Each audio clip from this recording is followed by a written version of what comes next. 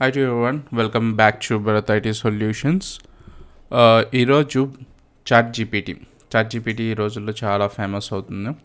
So ఈ chat జీపీటీలో blogging ఎలా create చేయాలనేది మీకు చూపిస్తాను ఈరోజు. చాట్ జీపీటీ అంటే డైరెక్ట్గా మీరు గూగుల్లోకి వెళ్ళిన తర్వాత ఇక్కడ చాట్ జీపీటీ అని టైప్ చేశారనుకోండి, ఇక్కడ ఫస్ట్లోనే ఓపెన్ అవుతుంది. ఈ చాట్ జీపీటీ ఓపెన్ చేసిన తర్వాత ఇక్కడ లాగిన్ సెక్షన్ అడుగుతుంది.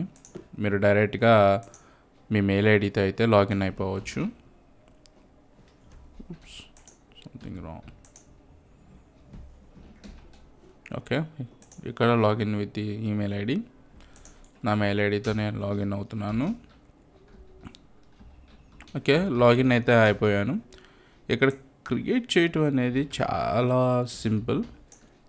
చాట్ జీపీటీలో create blog with title, create blog how to create Gmail account with title.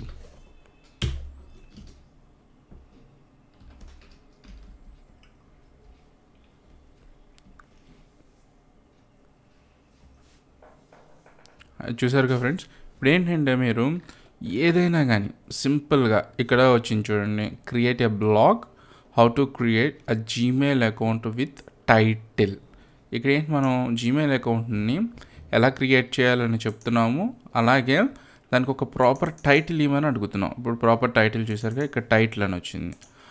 Unlocking with a digital gateway, A step by step guide to how to create a Gmail account అని ఇక్కడ మనకు వచ్చింది. ఇక్కడ అలాగే ఇక్కడ instructions and ఈ Google drive అంటే ఏంటి, స్టోరేజ్ అంటే ఏంటి, స్టెప్ టు జీమెయిల్ ఎలా సైన్ అప్ అవ్వాలి, క్రియేట్ అకౌంట్ ఏంటి అని స్టెప్ టు స్టెప్ వచ్చింది. దీన్ని మీరు సింపుల్గా మీరు కానీ ఒక బ్లాగర్ అయి ఉంటే, మీకు ఒక బ్లాగింగ్ వెబ్సైట్ ఉన్నట్లయితే, మీరు ఎలాంటి బ్లాగ్నైనా కూడా ఆ బ్లాగ్ టైటిల్ని తీసుకొని మీరు క్రియేట్ అండ్ టైటిల్ మీరు దాని ద్వారా క్రియేట్ చేశారంటే మీకు ఒక కంటెంట్ అనేది ప్రాపర్గా క్రియేట్ అవుతుంది.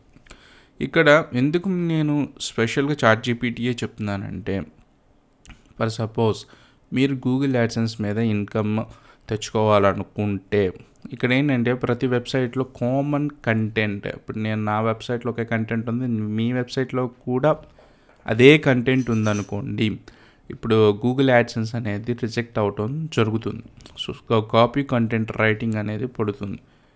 ఇందులో మీరు ఒక చాట్ జీపీటీలో మీరు కానీ సొంతగా కంటెంట్ని ప్రిపేర్ చేయలేని అవకాశం ఉంటే, మీరు చాట్ జీపీటీకి వచ్చి ఈజీగా మీరు ఇలా క్రియేట్ చేసుకున్నట్లయితే డిఫరెంట్ కంటెంట్ వస్తుంది. ఇప్పుడు రీక్రియేట్ మళ్ళీ జీమెయిల్ అకౌంట్ని మళ్ళీ ఇదే అకౌంట్ని మళ్ళీ మనం ఇదే బ్లాగ్ని మళ్ళీ క్రియేట్ చేయాలంటే మనం పెట్టామనుకోండి, మళ్ళీ రీక్రియేట్ అని పెట్టామంటే డిఫరెంట్ మారుతుంది.